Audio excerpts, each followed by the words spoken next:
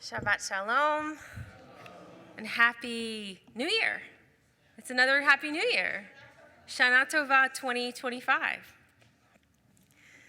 We are in the season of dreams and blank slates. Imagining what 2025 might hold for each of us and for the world. We get to start all over again. And of course, when that big ball drops from the sky, I don't know about you, but I love the ball drop. We're imagining the new year. And then, to really add to that poignancy of that moment, of course, they play John Lennon's Imagine. The ultimate blank slate.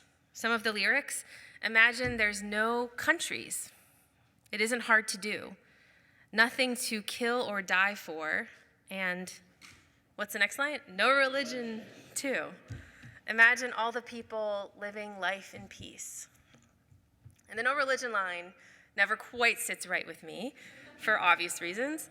But anyway, maybe we let ourselves have that kind of simplistic, idealistic vision for a minute, for the length of a song cut for network television. But even by today, January 4th, we know that 2025 will need us to imagine more than a blank slate. We need more than that.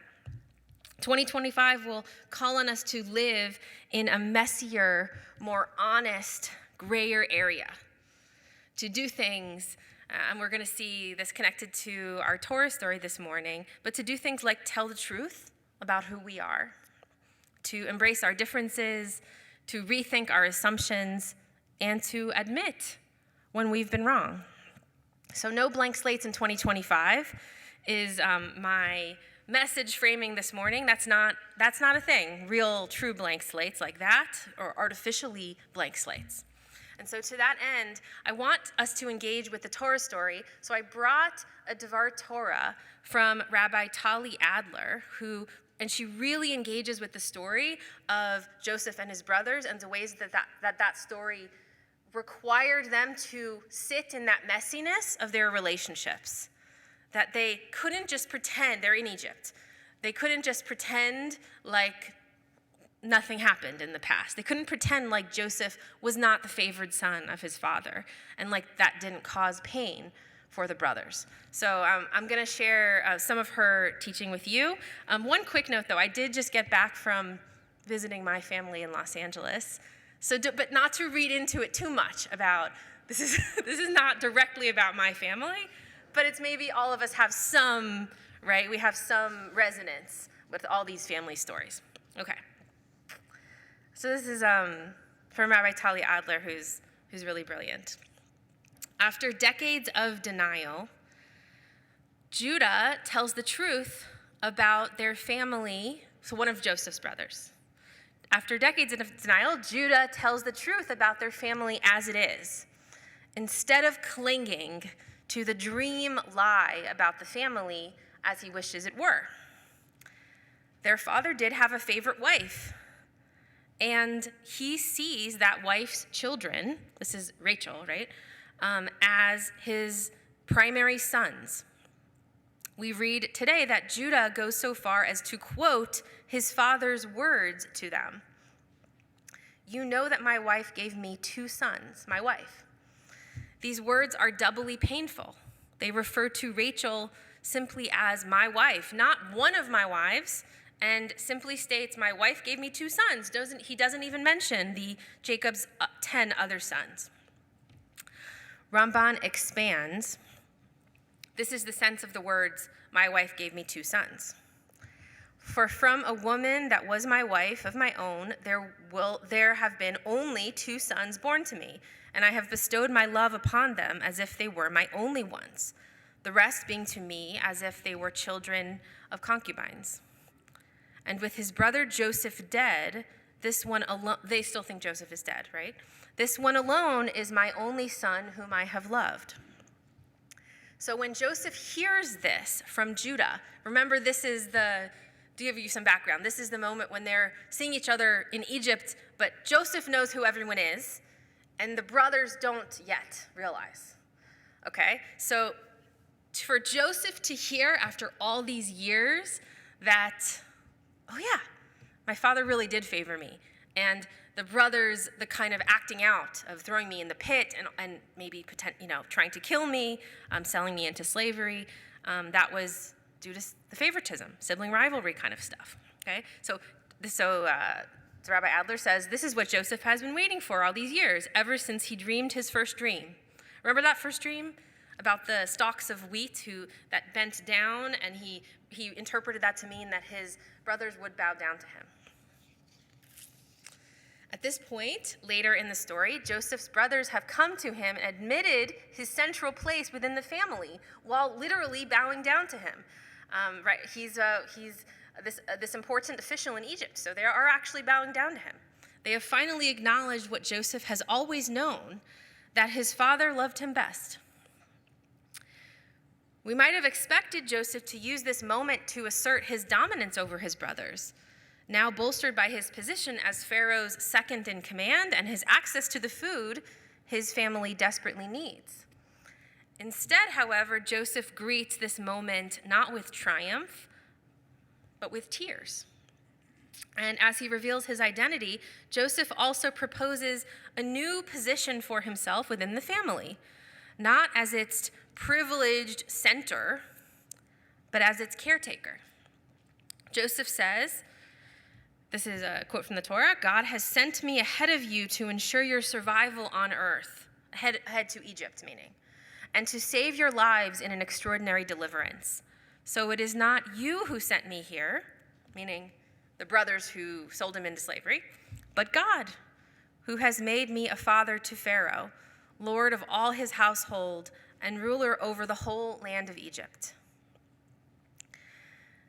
When Joseph hears Judah talk about his father's love for Rachel's children, the two favorites, and his lack of love for his other children, Joseph finally understands that original dream differently. What he thought his dream was about, and what he thought he wanted all these years, his proper place at the center of the family, seems meaningless in the face of Judah's courageous truth-telling and its accompanying pain.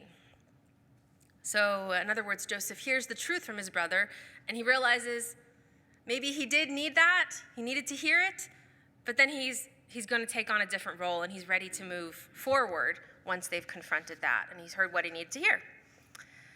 Suddenly, Joseph realizes that his destiny, his dream, was never about a coat, remember the multicolored coat, or rulership, or who bows down to whom.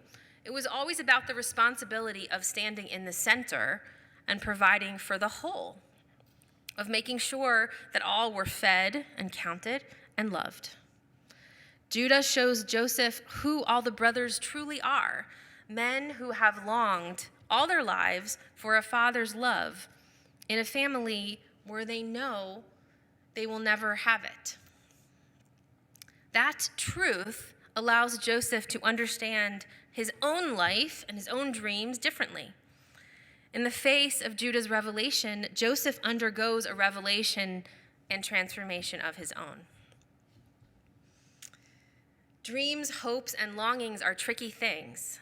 For us, as for Joseph, understanding what our dreams mean depends on our ability to see the people around us as they truly are, rather than the projections we so often imagine them to be.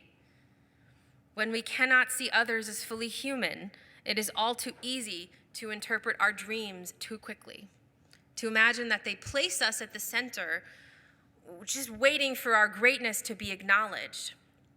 But when others tell us the truth about who they are, and when we are brave enough to listen, those dreams can change. And along with them, we change as well. Dream interpretation is not easy. A different kind of dream interpretation, right? It requires a willingness to constantly reread and reinterpret those around us and ourselves. It requires that we be ready to reimagine what our roles might be and what possibilities the world might present. It requires, above all, a willingness to admit that our first reading might have been wrong and that other, better readings might be possible.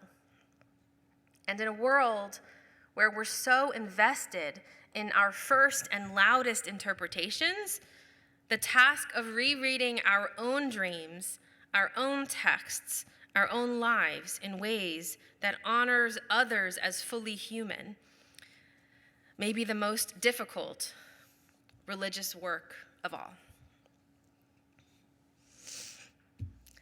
My hope for us in 2025 is that we have the courage to move into this new year without that illusion, that, John Lennon kind of illusion of a blank slate. That being able to do that is an essential part of what Joseph and his brothers had to learn in their reconciliation story that we read today in the Torah. We see that it had to get messy before, for them, it had to get messy before it could get better. They couldn't have just found each other in Egypt and said, let's let bygones be bygones. Whether it's, I'm talking about the new year, but we're starting a new phase of our lives. We met after all these years. Let's just forget about it. Our story is showing us that wouldn't have worked. So maybe that could be this embracing of the messiness could be some kind of a New Year's resolution. Like Joseph and his brothers, if we could do a little more of this messiness to tell the truth about who we are, even if it means telling a little more painful stories. Let go of some of the assumptions about how our lives will go. Maybe admit when we're wrong, that kind of soul-searching and honesty with each other. So what does this look like practically? Like tachlis, what does this mean? What could this be? We're not meeting siblings in the desert, probably, right? Like Joseph. So if you're a reflective, individually reflective person and you keep a journal, maybe a reminder, maybe write it at the top of the page for this new year. No blank slates. We can turn a page, mixing metaphors. We can turn a page, but we don't actually get a true blank slate. We have to deal with who we are, and we have to deal with who our loved ones are. We can't just say, okay, it's a new year. Maybe we open a bottle of wine with a sibling and talk about the thing we never talk about. No blank slates. Let it be messy. We have to figure this out together. Maybe we go on a long walk with a friend and offer to listen to their big, scary, hard thing that they cannot pretend doesn't exist, because neither do they truly have a blank slate. No question, telling the truth, like Joseph and his family, is the messier way. And it's hard to give up that illusion of the blank slate. I love the John Lennon song too. But that harder human place is truly where we will shine in 2025. Shabbat Shalom and Happy New Year. Baruch Tiyeh.